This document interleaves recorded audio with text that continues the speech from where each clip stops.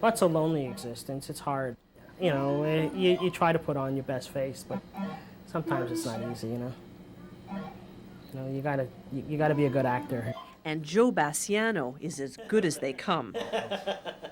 His cheerful disposition hides the monotony of his daily life. I got sports cards, comics, television programs. I sometimes rent movies, and sometimes I buy my own movies.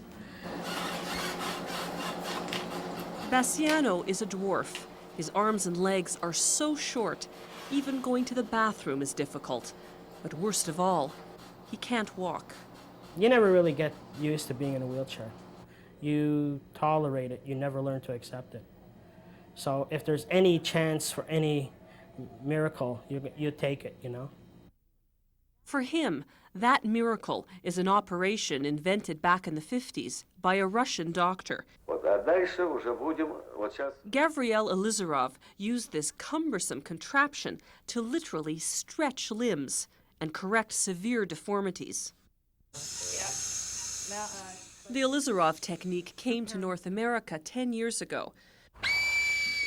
Surgeons first drill pins through the limb, then attach metal rings to each end of the bone. Then they break the bone.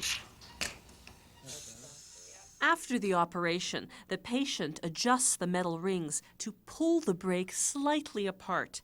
New bone grows in to fill the gap. The patient keeps pulling the break apart day in, day out for months until enough new bone grows in. Joe Bassiano will first be operated on his right upper arm. If that works, then at least 8 more years of operations on the other limbs.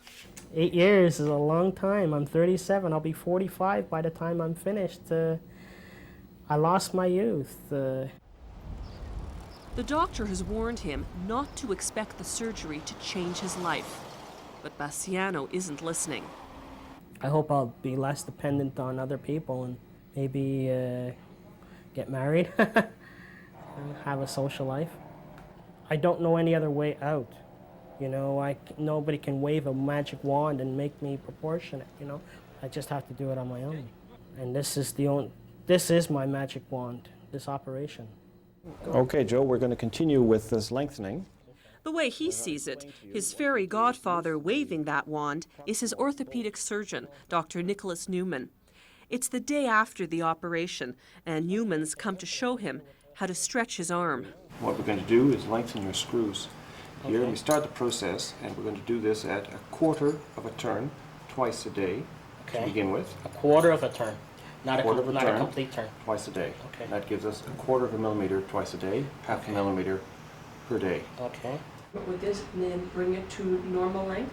It won't quite be normal length, no, but it'll be a considerably more normal function. Although, as I've explained to the patient, with his condition, we don't expect to return him to normal at all. We're expecting simply to improve his degree of function with the arm.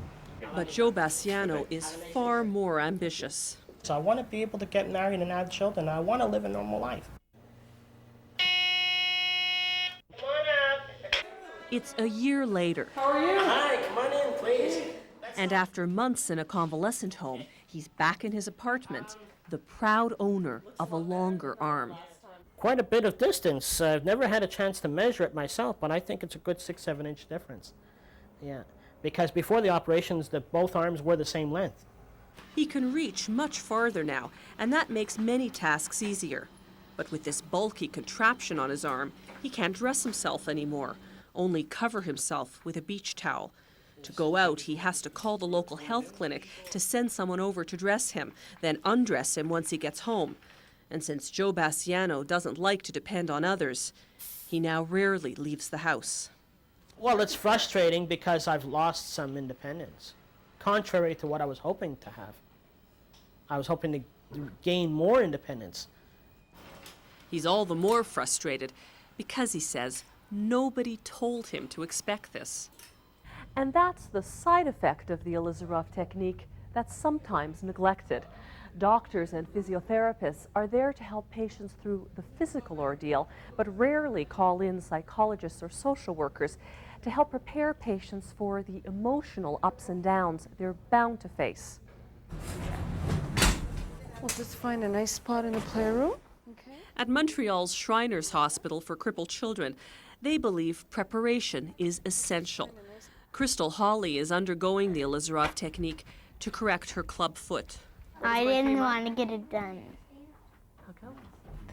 because I thought it was going to hurt a lot. What's in the medicine cup? Stuff to clean her pants. Okay. Play therapy is just one way they show children like Crystal what to expect during and after the operation.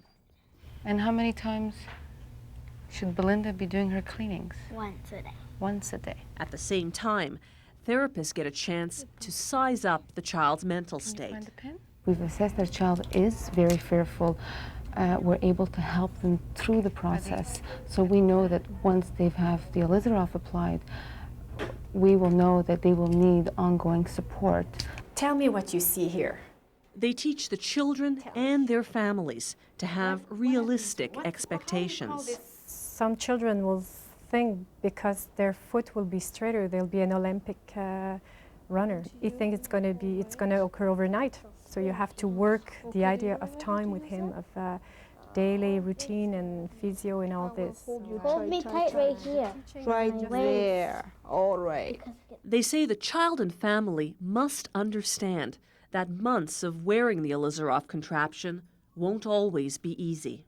It takes energy to pick up the pieces of a family when they are not prepared for this procedure because everything falls apart. Wayne. You see that, Wayne? It's advice Joe Bassiano wishes he had got. Lynn Herzeg, CBC News, Montreal.